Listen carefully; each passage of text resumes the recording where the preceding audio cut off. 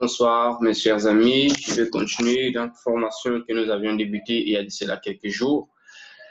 Ça fait plusieurs jours où nous étions en train de travailler sur l'élaboration des tableaux croisés dynamiques. Sans plus tarder, je vais vous partager mon écran que voici maintenant. Comme ça, vous allez déjà tout de suite, on est devant mon écran. Vous allez voir comment élaborer les tableaux croisés dynamiques. Nous avions vu comment dans les tutoriels qui ont précédé, comment nous avons mis en place à travers Power Pivot des sources de données externes et nous avons mis en place les différents segments que voici. Et après, nous avons des sources statistiques, ainsi de suite. Maintenant, ici, aujourd'hui, ce qu'on va faire, c'est de pouvoir mettre en place les graphiques qui vont être liés, connectés directement avec la structure Power Pivot. Donc, on est parti. Je suis ici sur la structure Power Pivot. Je rentre sur ma structure Power Pivot et à partir d'ici, je vais pouvoir. Alors, je vais d'abord arranger de ma colonne date. Là, ici, je vais le mettre sur un format uniquement comme ceci. OK, parce qu'il fallait que je puisse l'améliorer. C'est bon. Maintenant que je suis là, je vais transformer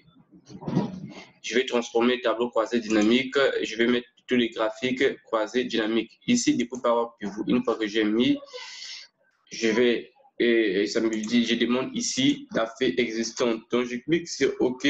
Je choisis l'espace que je veux que mon graphique puisse apparaître. Et ensuite, je mets OK. Voilà, mon graphique, il apparaît ici. Après, je vais le redimensionner un peu.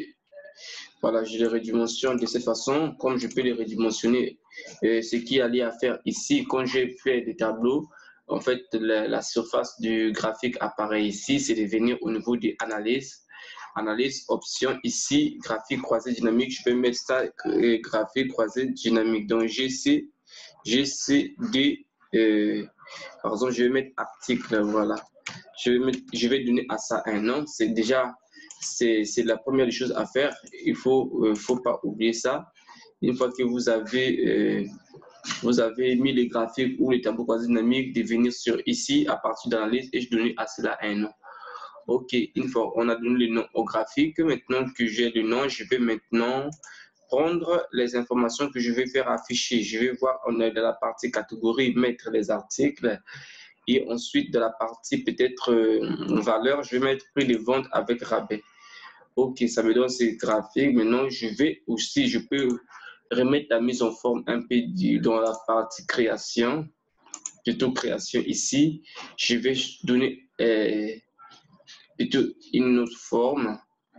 Et je vais modifier la présentation peut-être de mon graphique. Donc voilà, qu'est-ce que je vais faire? Je vais faire ici sur le format, oui, sur le format ici. Je vais que ça puisse avoir, ouais, ici, je vais redimensionner à partir d'ici. J'ai 9. Ici, je peux mettre 8. OK.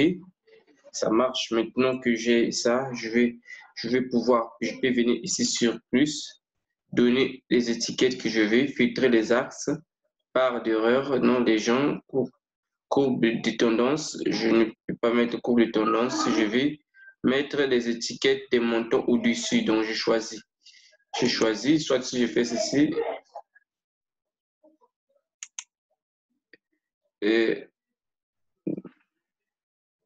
OK.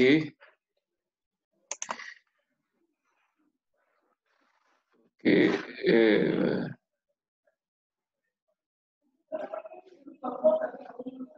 peux faire ceci. OK. Donc, ça, c'est moi qui veux, hein, c'est moi qui veux personnaliser.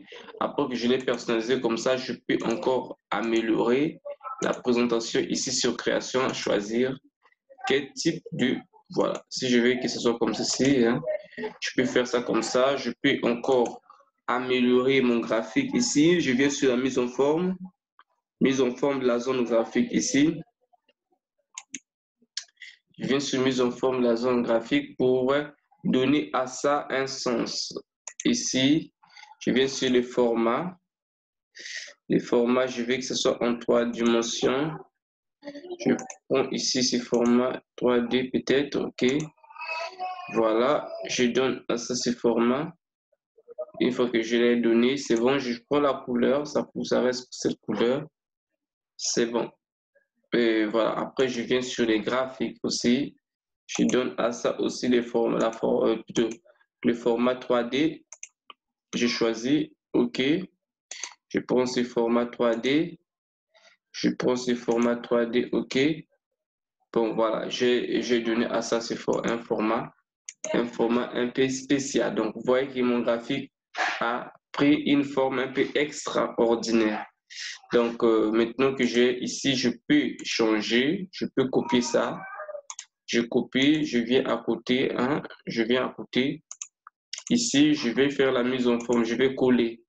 Je colle, on reste dans les la mise en forme. Maintenant, ce que je vais faire ici, puisque j'ai collé, c'est de changer. Je vais vouloir peut-être, je vais me dire que, OK, ici, je ne vais pas mettre article, je vais peut-être mettre autre chose. Je vais voir qu'est-ce que je vais mettre. Secteur d'activité sera certainement dans les filtres ici. Et je ne vais pas mettre article, je vais choisir peut-être par numéro de client, je sais pas, ouais, je vais essayer de voir. Légende. Après ici la valeur. OK. On va voir ce que ça va donner, mais ça va être très confus, c'est pas bon. On va voir ce que ça va donner. Ça s'est mélangé tellement qu'il y a des informations. C'est pas logique. Donc moi je pense que ça va être numéro de commande ici. Je vais prendre ça ici, je mets sur valeur et je mets la somme des numéros. Je vais voir un peu ce que ça va donner. Je clique un peu à côté. Bon, c'est ça, mais c'est pas, ça ne donne pas le rendu que je veux. Ça ne donne pas le rendu que je veux. Donc, je enlève ça. Somme, je laisse, je reviens sur article. Et par contre, ici, je vais changer de format. Je fais la mise en forme ici, création. Je change ici, modifier les graphiques. À partir de modifier les graphiques, ici, je vais changer, je vais prendre une autre forme de graphique qui peut être comme ça, circulaire. Je mets OK.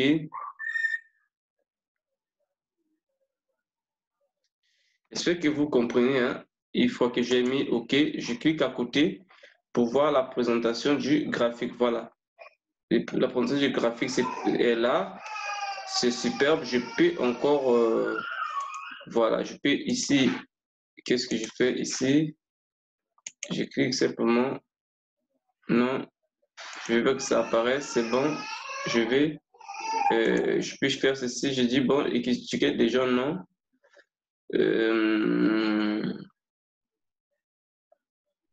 J'ai fait ceci, j'enlève ceci.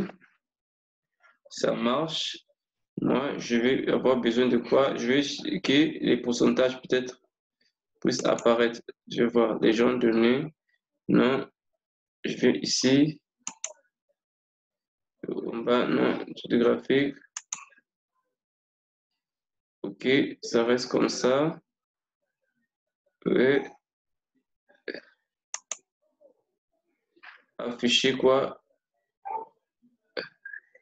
Soit afficher les montants. Autre option, je peux ici, je vois.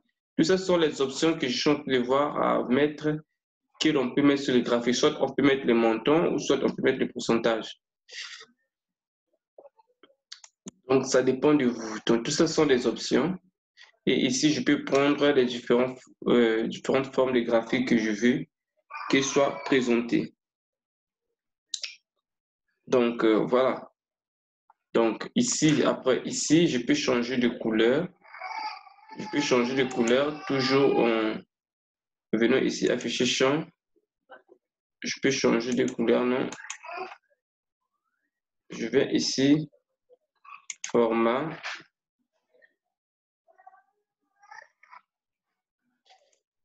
Voilà.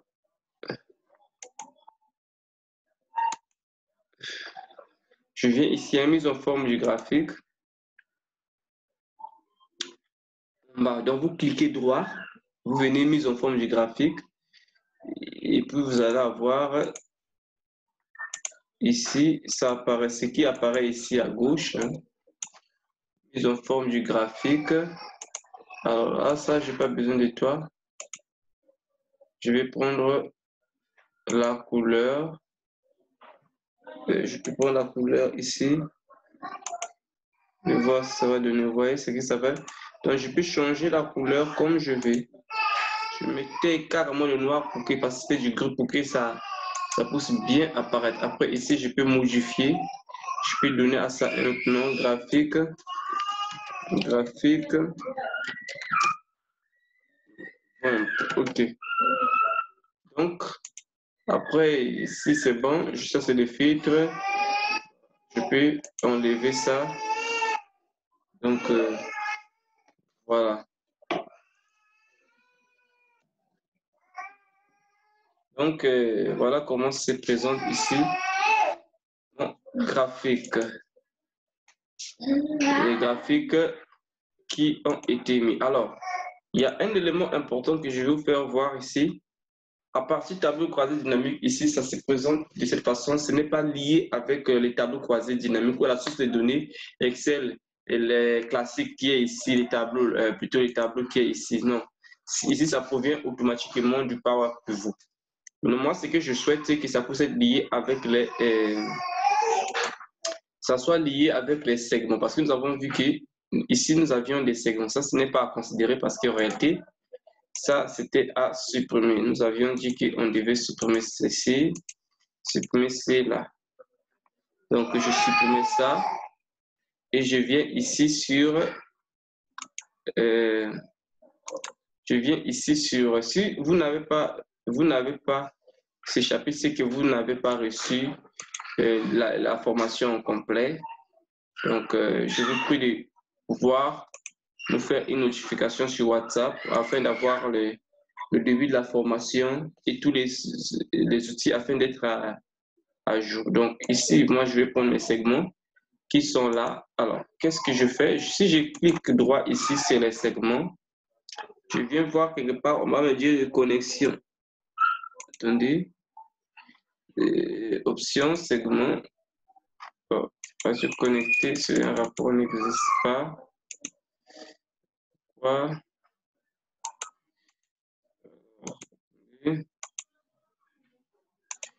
Tac, tac, tac.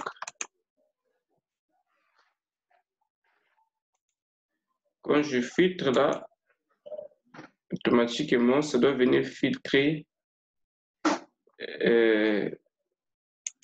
mes données. Ils doivent être où? Mon dead est où là?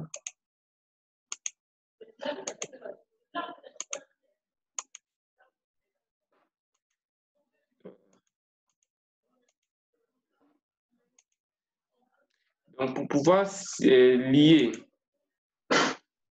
ça c'est le tableau croisé dynamique que j'ai ici. Mais c'est le tableau simple, hein, ce n'est pas le tableau croisé dynamique. Normalement, ici, je n'ai pas encore mis les tableaux croisés dynamiques qui sont liés avec, voilà, on avait supprimé ça, c'est sûr. On avait peut-être supprimé ça. Je ne vois pas ça. Bon, ce n'est pas grave. On va voir ce qui va être fait. OK.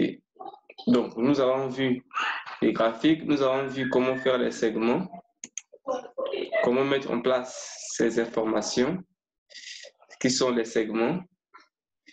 Et nous allons voir comment les lier. Sur le projet tutoriel, on va voir comment lier ces segments avec les graphiques croisés dynamiques qui sont ici, de façon que quand vous filtrez ici, automatiquement, ça va venir s'impacter sur les graphiques et ça va s'impacter aussi sur d'autres tableaux. Voilà. Donc, je vous dis à la prochaine, au prochain tutoriel pour compléter la suite de ce tableau de bord. OK, merci.